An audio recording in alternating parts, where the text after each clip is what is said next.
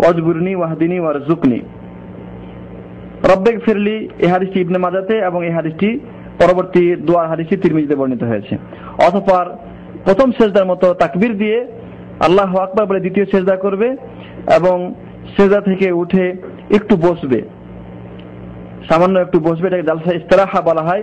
বুখারী শরীফে বর্ণিত হয়েছে মালিক বিন হুওয়াইরিস থেকে আল্লাহ নবী সাল্লাল্লাহু আলাইহি ওয়াসাল্লাম প্রথম রাকাতে দ্বিতীয় সেজদা থেকে উঠে সামান্য একটু বসতেন, তারপরে দণ্ডায়মান হতেন।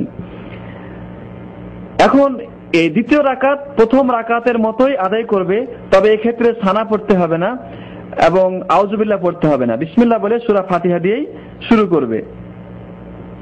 অতঃপর প্রথম রাকাতের মতোই এই রাকাতকে পরিপূর্ণ করবে। নামাজ যদি 2 রাকাত বিশিষ্ট হয় তাহলে দ্বিতীয় সেজদার পরে তাশাহুদের জন্য বসে যাবে। বসার সময় বাম পা বিছিয়ে ডান পা খাড়া করবে এবং এই অবস্থায় বাম হাত বাম রানের উপরে এবং ডান হাতকে ডান রানের উপরে রেখে হাতটাকে মুষ্টিবদ্ধ করবে। সমস্ত আঙ্গুলি মুষ্টিবদ্ধ করে তর্জনী আঙ্গুলটিকে খাড়া করবে এবং সে আঙ্গুলকে এভাবে হিলাবে এবং দোয়া করবে। আত্তাহিয়াত থেকে শুরু করে শেষ পর্যন্ত এই আঙ্গুল হিলাতে হবে। সর্বনিম্ন এটাকে খাড়া রাখবে এবং এটা এই বর্ণনা মুসলিম শরীফে রয়েছে। আল্লাহ নবী সাল্লাল্লাহু আলাইহি ওয়াসাল্লাম এভাবে আঙ্গুল খাড়া রাখতেন এবং দোয়া করতেন।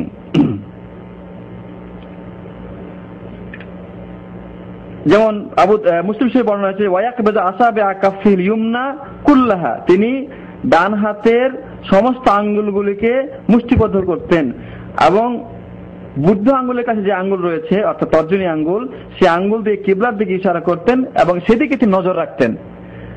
হাদিসটি মুসলিম শরীফে রয়েছে। অর্থাৎ সিজদার সময় আমার নজর থাকবে এই আঙ্গুলের দিকে, এই তর্জনী আঙ্গুলের দিকে। এবং আবু দাউদে বর্ণনা রয়েছে ইউহাররিকুহা ইয়াদউ বিহা, এই আঙ্গুলকে নাড়াতেন এবং দোয়া করতেন। মুসনাদ আহমদ হাদিসে রয়েছে যে এই আঙ্গুলটি শয়তানের কাছে লোহার চাইতে বেশি কঠিন এবং ভারী বলে মনে হয়। অতঃপর তাশাহুদে বসে আমি পাঠ করব আত্তাহিয়াতু লিল্লাহি ওয়াস সালাওয়াতু ওয়াত তাইয়্যিবাতু আসসালামু আলাইকা আইয়ুহান নাবিয়্যু ওয়া রাহমাতুল্লাহি ওয়া বারাকাতুহু আসসালামু আলাইনা ওয়া আলা ইবাদিল্লাহিস সালিহিন আশহাদু আন লা ইলাহা ইল্লাল্লাহু ওয়া আশহাদু আন্না মুহাম্মাদান আবদুহু ওয়া রাসূলুহু। নামাজ যদি 2 রাকাত হয় তাহলে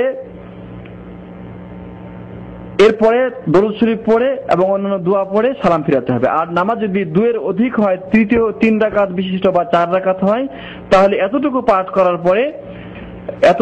করার পরে তৃতীয় রাকাতের জন্য দণ্ডায়মান হবে। যখন তৃতীয় রাকাতের জন্য দণ্ডায়মান হবে তখন তাকবীর দিবে এবং ওই সময় হাত দুটিকে উত্তোলন করবে। এই হাত উত্তোলনের ব্যাপারে বুখারী শরীফে হাদিস বর্ণিত হয়েছে। আল্লাহ নবী সাল্লাল্লাহু আলাইহি ওয়াসাল্লাম হাত দুটিকে কাঁধ অথবা কান বরাবর উত্তোলন করতেন। এই সময় শুধু সূরা ফাতিহা পাঠ করবে। এই সময় শুধুমাত্র সূরা ফাতিহা পাঠ করবে, অন্য কোনো সূরা পাঠ করবে না। যদি কেহ অন্য কোনো সূরা পাঠ করে তবুও কোনো অসুবিধা নাই।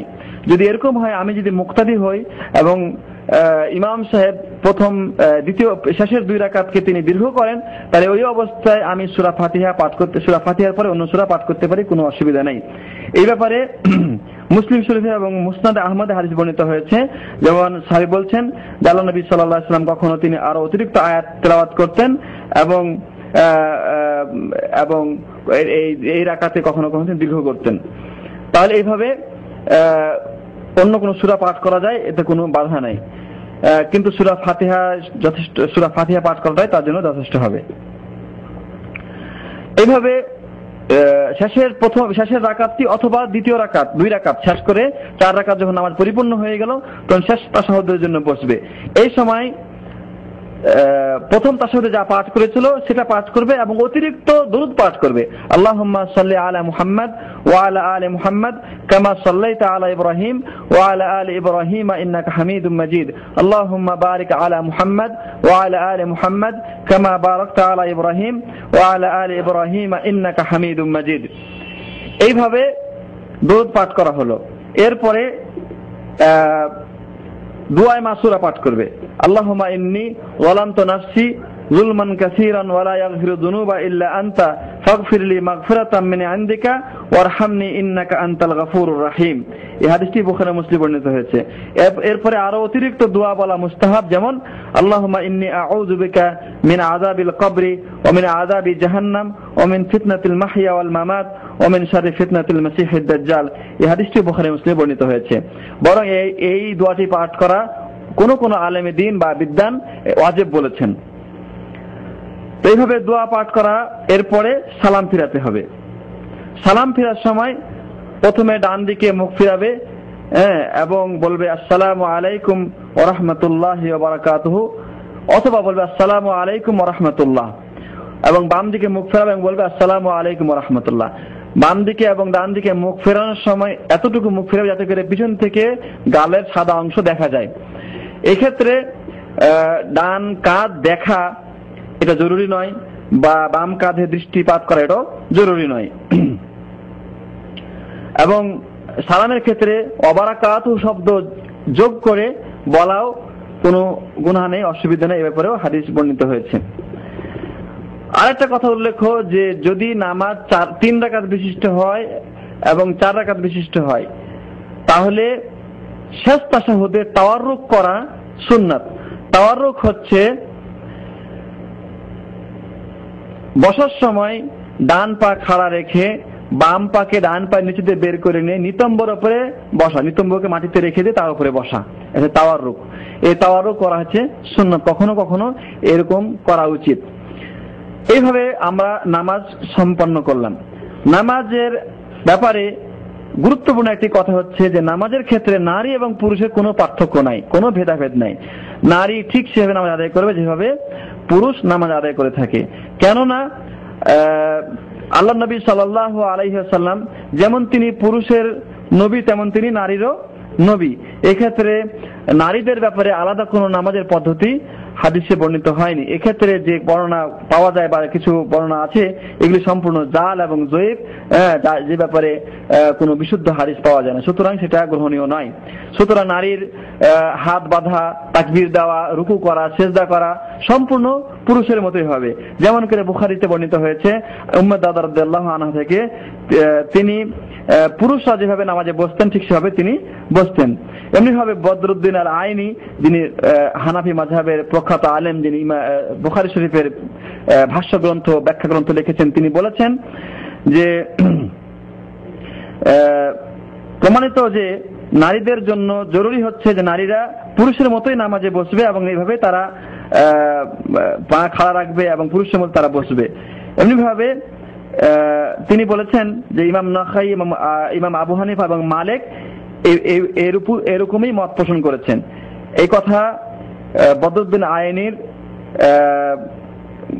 গ্রন্থে তিনি, যেটা বুখারী শরীফের ভাষ্য গ্রন্থ লিখেছেন, 3য় খণ্ডে 165 পৃষ্ঠায় এই কথা তিনি বলেছেন। তো যাই হোক, নামাজ এভাবে সম্পন্ন হওয়ার পরে আমাদের যে করণীয় রয়েছে সেটা হলো তাসবিহ পাঠ করা বা জিকির করা। সালাম ফেরার পরে মুসল্লি 3 বার আস্তাগফিরুল্লাহ পড়বে, আস্তাগফিরুল্লাহ আস্তাগফিরুল্লাহ আস্তাগফিরুল্লাহ। তারপরে পাঠ করবে আল্লাহুম্মা আনতাস সালাম ওয়া মিনকাস সালাম তাবারাকতা ইয়া যাল জালালি ওয়াল ইকরাম লা ইলাহা ইল্লাল্লাহু ওয়াহদাহু লা শারীকা লাহু লাহুল মুলকু ওয়া লাহুল হামদু ওয়া হুয়া আলা কুল্লি শাইইন কাদির আল্লাহুম্মা লা মানিআ লিমা আ'তাইতা ওয়া লা মু'তিয়া লিমা মানা'তা ওয়া লা ইয়ানফা'ু যাল জাদ্দি মিনকাল জাদ্দু لا إله إلا الله وحده لا شريك له له الملك وله الحمد وهو على كل شيء قدير لا حول ولا قوة إلا بالله لا إله إلا الله ولا نعبد إلا إياه له النعمة وله الفضل وله الثناء الحسن لا إله إلا الله مخلصين له الدين ولو كره الكافرون। এগুলি একবার করে পাঠ করবে।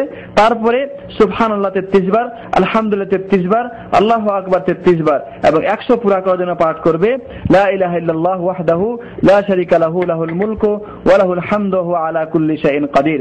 অথবা আল্লাহু আকবার 34 বার বলে 100 পূর্ণ করে নেবে, কোনো অসুবিধা নেই। এরপরে যদি মুখস্থ থাকে, সম্ভব হয়, তাহলে আয়াতুল কুরসি পাঠ করবে, সূরা বাকারা 255 নম্বর আয়াত। এরপরে সূরা ইখলাস একবার, সূরা ফালাক একবার, সূরা নাস একবার। আর যদি বিতের নামাজ হয়ে থাকে তাহলে বিতের নামাজে সালাম শেষ করে আস্তাগফিরুল্লাহ পড়ার আগে পাঠ করবে সুবহান মালিকুল কুদ্দুস 3 বার বলবে এবং তৃতীয়বার জোরে বলবে সুবহান মালিকুল কুদ্দুস। এইভাবে আমরা নামাজের পদ্ধতি